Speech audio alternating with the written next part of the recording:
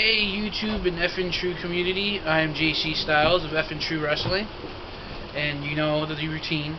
Brian Crazy, how you guys doing? Always walking over, because I'm the one that, pushes the button that starts the camera. This is our Survivor Series 2010 pay-per-view review. Yes, we went into this pay-per-view with some pretty realistic predictions of what was going to happen. And I think we pretty much... The first two matches, Ted DiBiase and Daniel Bryan predicted exactly how I wanted it to. Daniel Bryan retaining. He actually had a really strong showing saying, hey, you know what, I can hang with the best, and I hung with Ted DiBiase. And Ted DiBiase got his ass handed to him. And to be honest, though, anybody that knows the American Dragon and has watched any of his older matches, which when he first joined the WWE, to be honest, I did not know that much about him. But, JC got me really interested in him. I watched him on YouTube. He is a fantastic athlete. I mean, he puts Ted DiBiase to shame. And the title stayed with the right guy. Next match. The next match was John Morrison versus Sheamus. Which both of us were hoping that Morrison was going to win. Yes. Which, Morrison, bro, you stuck through it and won. Congratulations, dude. Yes, he's definitely getting his not his main event push, but he's definitely getting his push. We kind of seen Sheamus drop to the mid-card because this was the first pay-per-view in a really long time that he wasn't either halfway through the pay-per-view or in the last two matches of the pay-per-view. I know. Second match in, we saw but in Sheamus's defense, which I'm not a big Sheamus defender, we had a WWE Championship match on the last pay-per-view at 9 o'clock. Yeah. Yeah. So that kind of went out the window right there. Also, let's really quickly discuss. I just want to discuss something. Which intertwines with the main event and the main event level and the mid card, which I think that now that the WWE has the talent to do it, I think they should bring back the cruiserweight title, but not like the cruiserweight title from WCW in the late WWF, the WWF and WWE version of the cruiserweight title. 2001 and on. Kind of bring it back as kind of like what the TNA does with the X Division title. You don't have to be 165 to 215 weigh-in to go after this title. But it's just more about no limits. Bring the cruiserweight back. Maybe rename it. Maybe, for instance, maybe the light heavyweight or the welterweight weight championship or something. But to be honest, though, the way that the U.S. title, the Intercontinental Championship, have been booked lately, I mean, you see a lot of younger, up-and-coming, fast-paced talent holding these belts. I mean, within the last year, we've had Kofi Kingston, we've had Daniel Bryan, we've had Dolph Ziggler, The Miz. The Miz. I mean, these are a lot of up-and-coming stars that they don't fight in the Lucha Libre style, but they don't fight in the mat grappling 1930s wrestling style. I mean, they kind of find a nice, fast, quick. They find a nice in between. I mean, it's a modern style of wrestling, and I think that's what JC's saying. If there was a championship that kind of defined that modern style of wrestling in the WWE at this point in time, it would really enhance some of the younger talent that's up and coming. Also, let's get back to the pay-per-view. The third match was probably the best match of the night. I don't care what anyone says. Dolph Warrior, Ziggler. Our boy. Caval versus Dolph Ziggler was an amazing match. Caval shows why he is bred for competition. He went off the top rope and did a 360 Phoenix Splash. Did you see that roll up at the end? And then he freaking landed on his feet and barrel rolled out of it. I mean, this guy has got it all. This Dolph Ziggler got his ass kicked, and for him to... Caval had it all in TNA, which you were, yet again, the one to show me that. He was known as, Low-Key and Senshi in TNA, and this guy had it going on. And he had it going on, and he hasn't had a major win. This was his... last week on SmackDown was his first major win against Dolph Ziggler, which put him into the championship picture Sunday night. Yes. Unfortunately, they did not pass the torch to him. They feel they're very high on Dolph Ziggler right now. Ziggler got injured sometime during the match at Survivor Series. Contrary to popular belief, it was not the broken nose, guys, even though it did look like he broke his nose. He got injured. I think that they might, if it's a serious injury, they might have him drop the IC title, possibly to concussion to Caval. So, you know, again, that match really delivered. I really enjoyed it. I did also. The next match was wasn't it the Women's Championship? Yep, for the Unified Women's Diva title, we had Team LayCool, Michelle McCool and Layla go against Natalia of, I guess, the former And my girl Hart Dynasty. Natalia won the Divas Championship. The Divas Championship. She's so deserving. She comes from a long line of wrestlers.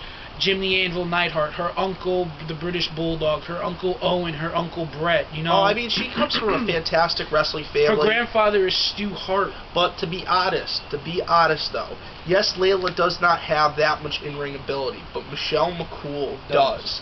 And they should have just let this be a straight match between Michelle and Natalia. Let Natalia win clean. I have no problem with her picking up the belt. Good for her. But the thing about it is, why did they do a 2-on-1, a squash match like that? Michelle McCool has the talent. The next match, I believe... Tag Team Championship? No, the Tag Team Championship actually came after the World Title match. World Title match, yeah. We had Kane versus Edge. Bullshit. Which I thought... I mean, come on, guys. Anybody that saw this, you thought Edge won. I mean, you thought Edge won. The music played. Tony Chimmel announced it. I mean, yeah. I was... Dude, to be honest, I'm not a big Edge supporter. I was happy. I was like, yes. You know what? I liked the title on Kane the first few months. But guess what? The angle's gotten stale. Without the Taker to go up against...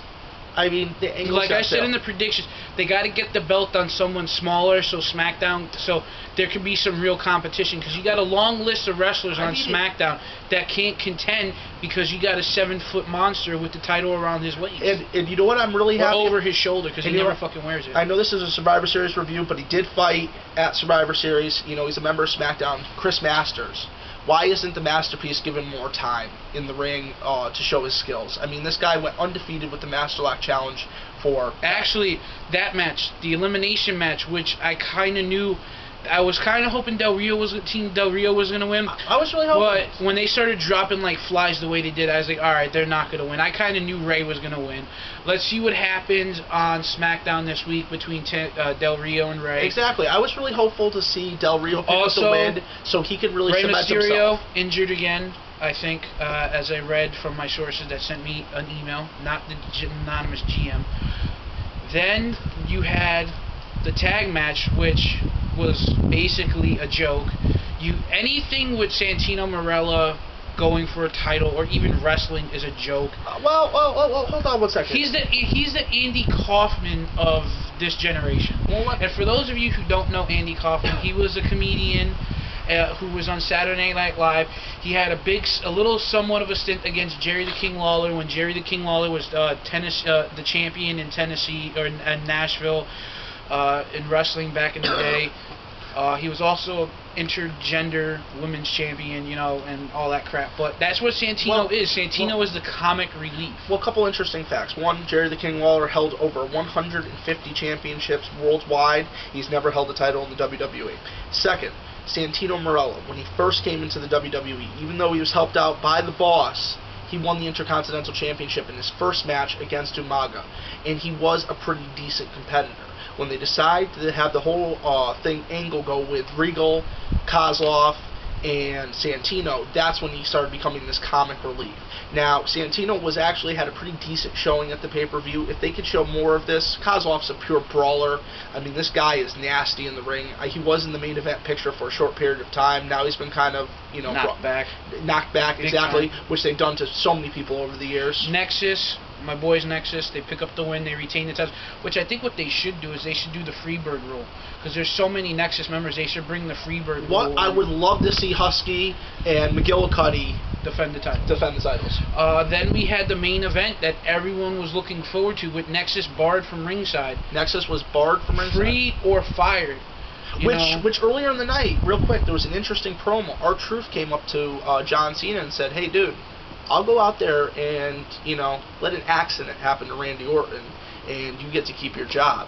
And, you know, I have to give it to John. He said he has a lot of integrity, and he said that, you know what, I'm doing what it takes. You know, JC's opinion aside, I give it to John.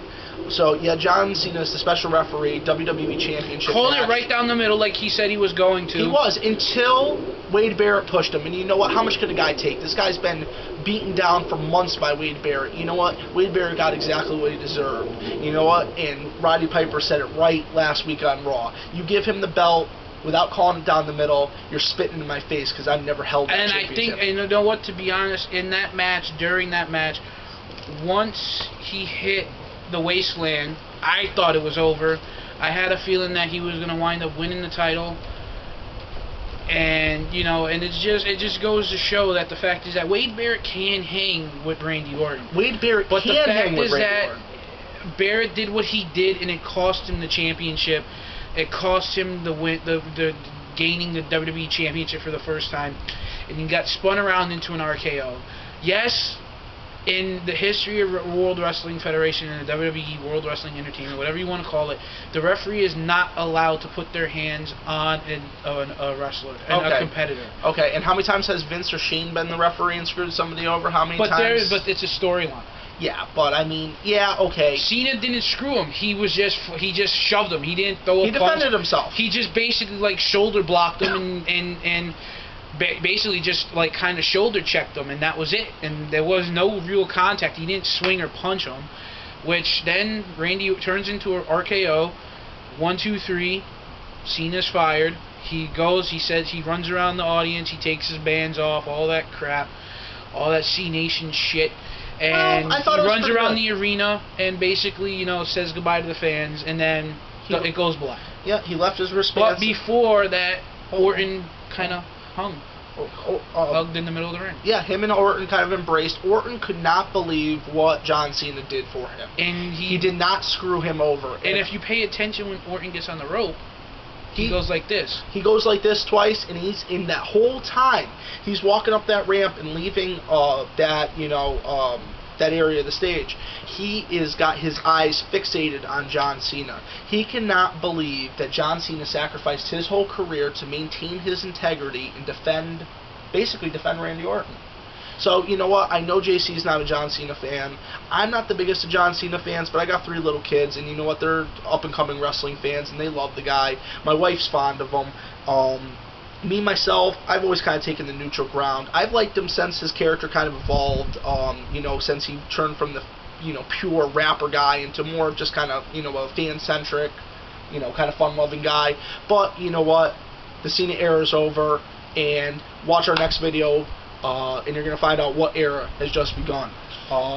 You know, and also, right before we close this video out, I would have to give the Survivor Series, even though that I, you know, compared a lot of past Survivor Series, I do think that this match should have been a lot of elimination tag matches like in the past, and they've dropped the ball on gimmick pay-per-views, as we said in the past. It was a good pay-per-view. I'm not gonna lie. Well, I'm glad that they kept the name Survivor Series. You know, it is a Thanksgiving tradition. This was the 24th annual Survivor Series. It would have been the 25th if they did it last year. Yes. And oh no, they did do it last year. It was 23rd. Excuse me. Also, I'm surprised Orton didn't. I knew going into the main event Orton was going to win, and the reason why, I did my homework. Orton was 5-2 before Sunday night at Survivor Series.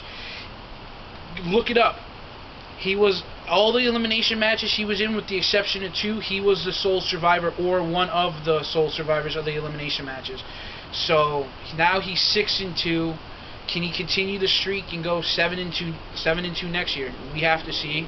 This has been JC Styles, Brian Crazy. This is F and True Wrestling Survivor Series 2010 review. Oh, before we head out, what would you rate the pay-per-view? Pay-per-view, I would say anywhere from a 3.5 to a 4 out of 5. I would probably give it about a 4, a solid 4. And I really think the WWE has really turned this around. Yet again, guys, please check out our other video. The WWE has changed eras. This has been Brian Crazy. Catch you guys later.